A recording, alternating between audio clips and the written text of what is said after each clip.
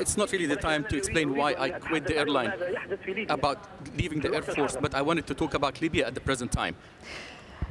Yes, I was wondering if you'd quit because of a disagreement with the regime. Can you tell me what your reaction is to the protests and the fact that many protesters, unarmed protesters, have been fired on?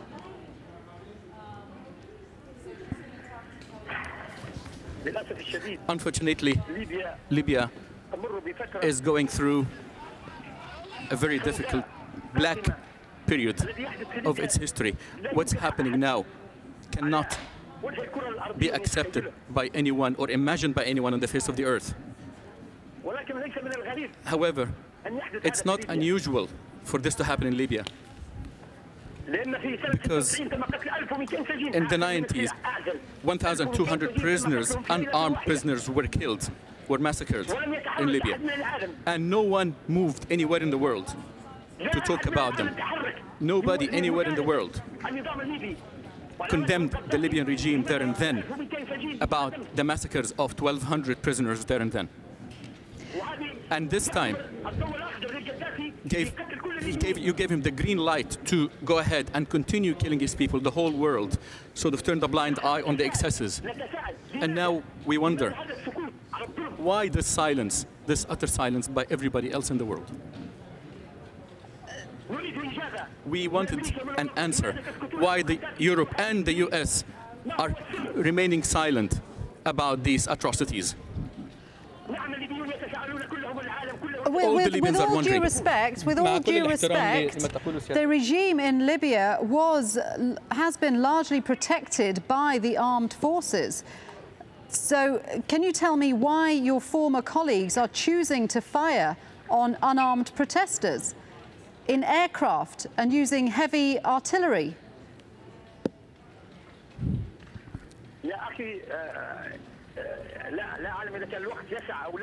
I don't know if the time allows or not, but the army may have applauded Gaddafi in the past, but not anymore. He has oppressed the army. He has abused the army. And throughout the last few years, a large number of officers have been fired because they simply disagree with their commanders. His policy has been always to eradicate and kill people who disagree with him, and that includes the army as well. The army was never with him totally, except those who were weak and who submitted to his will. So do you think that Gaddafi can survive these protests?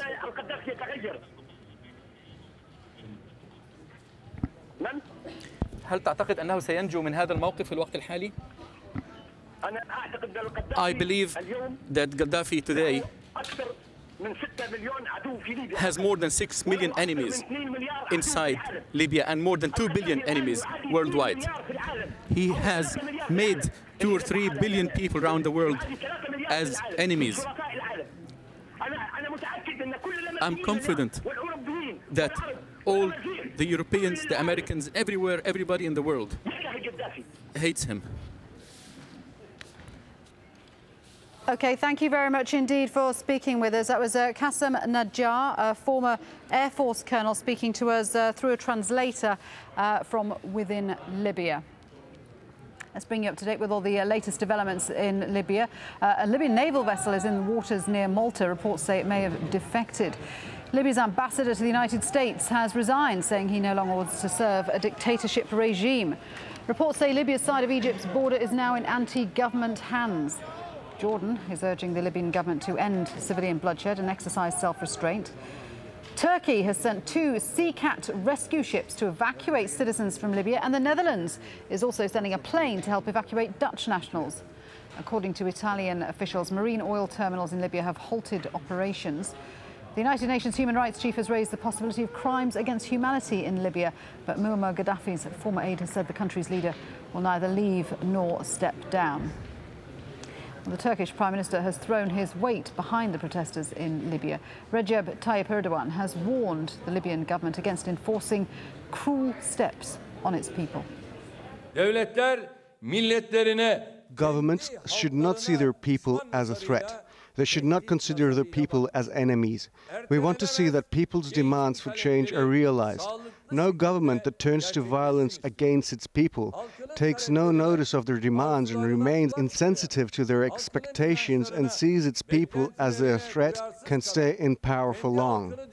Well, I'm joined once again in the studio by Libyan political activist Ibrahim Jibril. Ibrahim, just one quick question about the gentleman I spoke to on the phone, the retired Air Force colonel. He says that the army has been oppressed by Gaddafi all this time and that they are turning him against him. Do you find that credible? Yes, to a large degree. The formal, traditional armed forces in Libya has been marginalized for a long time, has also been pushed into needless wars, such as the one with Chad, for example, in which more than 5,000 or 6,000 young men perished. And that stems from the fact that this relationship between Gaddafi and the armed forces stems from the fact of no trust. The army has actually attempted more than once to do something there, to topple the government. And he has executed a large number of them. Now, so what Gaddafi has done is that he has gone around the armed forces, and now he relies more heavily on his security apparatus, these brigades that he's had throughout the country. So the formal, traditional armed forces are marginalized and pushed to the side, and they're there for the show as far as he's concerned. But the real heavy reliance is more on the security apparatus, not on the army. OK. Now, I know that you've managed to contact your relatives in Benghazi. What have they been telling you? What's the situation? They're telling me that the situation in Benghazi, thank God, is calm. They're saying that the army, so to speak, as well as the special forces or the Sa'iqa in Libya, are in full contact and full cooperation with the people there on the street. In fact, some of the people on the street are joining in with the army and with the special forces. They're showing them what to do and how to handle things and so on. So Benghazi is calm. No clashes. There hasn't been noise of firearms or bullets flying around and so on.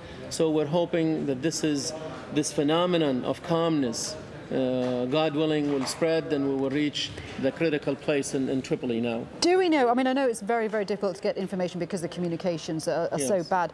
Do we know whether the unrest in the east, which started in Benghazi, now gone down to Tripoli, is it likely to spread further throughout Libya? No, I think that it is now in the place where this is the end, the scene. Tripoli is it. Once That's Tripoli where is the end secured, game is going to be that's playing. the end game. Once, again, God willing, within the next few hours, perhaps, or at the most few days, once Tripoli is secured, it's done. There are these sinister events